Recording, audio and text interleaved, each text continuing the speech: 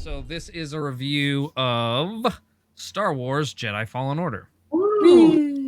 And this is a game that is about a order of Jedi that has fallen. What? No. Let me actually pull up the notes real quick. Fallen, I can't get up. It's the most recent Star Wars like full-length game that isn't Battlefront and doesn't suck. Yeah. When was the last one? Was it on the Wii? Was it Force Awakened or whatever? No, that's not called Unleashed. Force Unleashed. Force was that really the Unleashed. last time when we got this? Yeah, and that was on every platform, I think. Oh, was it? Yeah. I remember it specifically on the Wii Xbox because first, of but it was eventually on everything.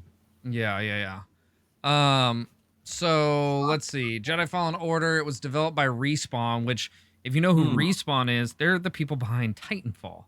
Oh my God, really? Yeah. much stamps it for greatness. Which, dude, Titanfall 2 is one of my all-time favorite shooters, period. It's such an amazing game.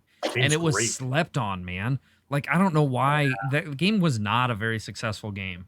No, that game should have been way bigger. It was like a sleeper, for real. And it is amazing. Like, not only is the combat in the game super fun and the multiplayer super fun, which I think is what most people go to, but it has some of the best, one of the best first-person shooter campaigns I've ever played in my life. Yeah. I think the issue was it got overlooked so hard because the first one was pretty bare bones. Like I remember playing it at my friend's house and I was like, this is everything to this game. Yeah. Like that's kind of how I felt about Overwatch too. But like the second one came hard, but like everyone was like, there was that. It was also the release window was really bad, and it released right alongside the Battlefield game of that generation. Okay. So yeah, it was. I remember them being. and side by also side like Call of packs, and Duty, it was like sandwiched right in between them, and it was just like, what are you And anytime doing? Battlefield comes out, it's huge. I feel like So that's like absolutely. massive. yeah. But anyway, I digress. It's that company, it's that studio which is owned by EA,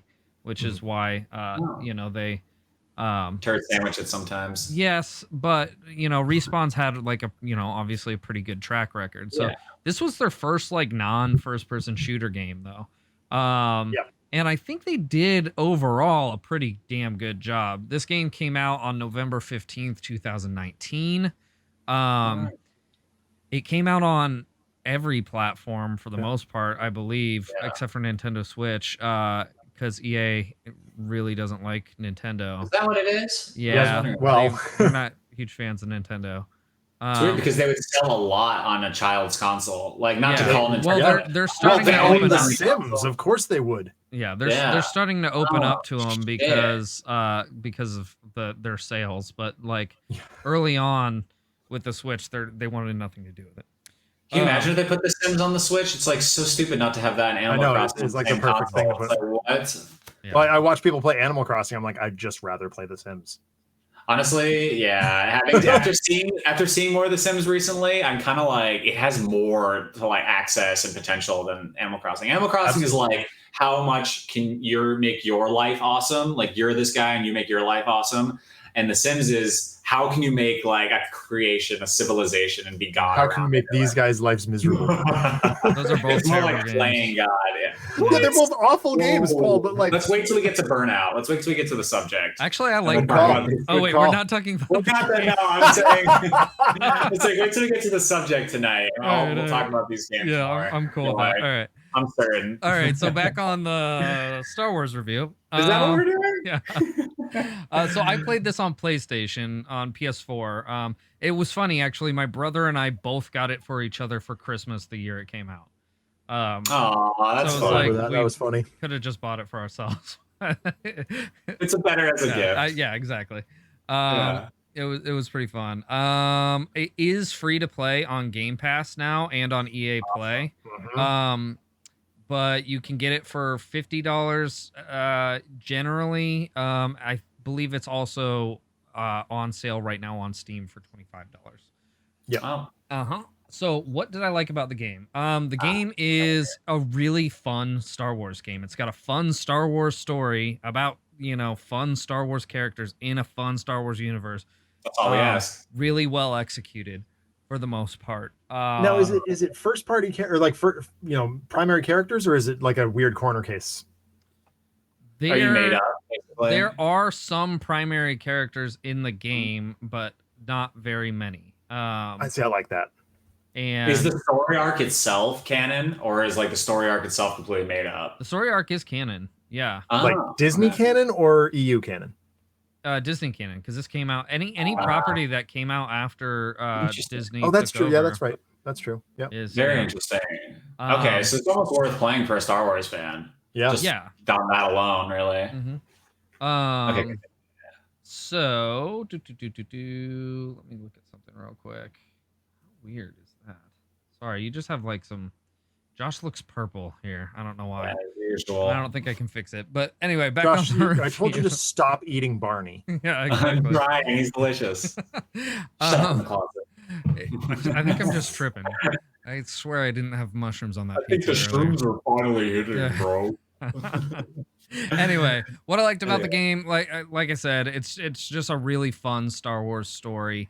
It's kind of like if Star Wars did like a Souls like game, like a Dark Souls. Oh, Very wow. cool. Okay. That's awesome. Which is fun. But also mixed it with like a Metroid or like a Metroidvania kind of thing. Dude, it's crazy because like Souls-like is like actually like a term like Metroidvania now. I've seen that used like it's like now a genre name is like this game is a Souls-like. It's like, you know, that's like how awesome this like type of genre is. Okay, I need to write that down as a topic suggestion too, because how genre well, right, but like genre defining games. When someone says to me, "Hey, this game is like X," I'm thinking, why don't I just play X? But like if someone says it's a Metroidvania, I want to play that. Or if it's Souls like, I want to play that. Yeah. So I want to get that some thought before we make that a full topic. But like that's cool. I actually like that. Yeah, but genre defining, in fact, yeah. But it's cool when you can say like this game is a Souls like, and you're immediately like, so I'm gonna die, lose a shit ton of stuff. It's gonna be intensely hard, like all of that stuff. You're gonna and mechanics are perfect. What's great is it's both. It's both a Souls like and a Metroidvania. See, that sounds great. Yeah, it's actually like really good. Yeah. Really Hollow Knight. Let's see. But here's where we get to what I didn't like about the game. What I did not like about the game was its polish. There is, I mean, as far as like graphically, the game is absolutely gorgeous.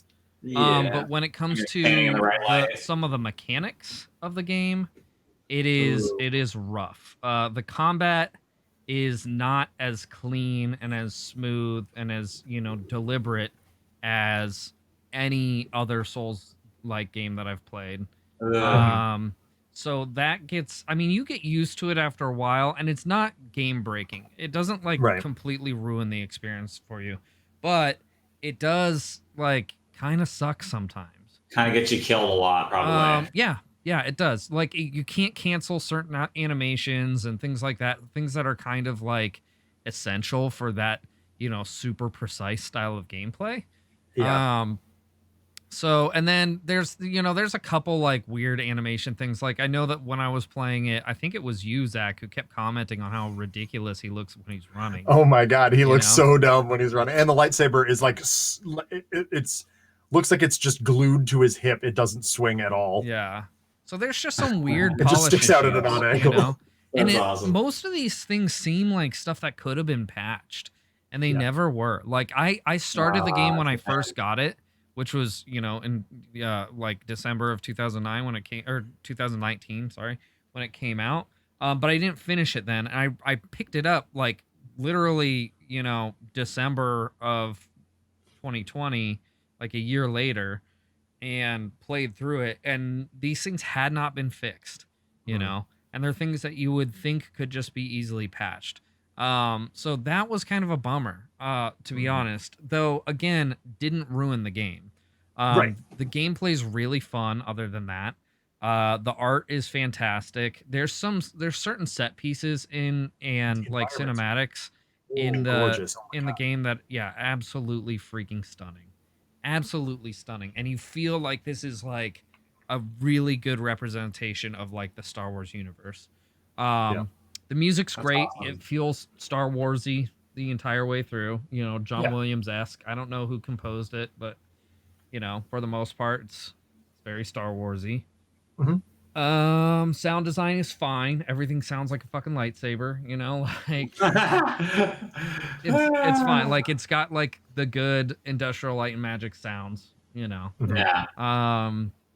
How long did it take me? Gosh, it's been long enough since finishing it. It's been a couple months since finishing it. I think it took me like maybe 2 weeks. I like don't 20 I don't know hours. hours wise. Yeah, 20 to 30 hours maybe. That's a guess, right. you know. Playing it on stream pretty consistently. It honestly wasn't as long as I wanted it to be. That was a thing that I was like, that's one of my least favorite things about the game. and I was like, wait, that was it. Like that was really great, but like I want another like, you know, 5 to 10 hours at least. You know? That happened to me at the end of Gears 5. Yeah. So that I say would be another slight shortcoming.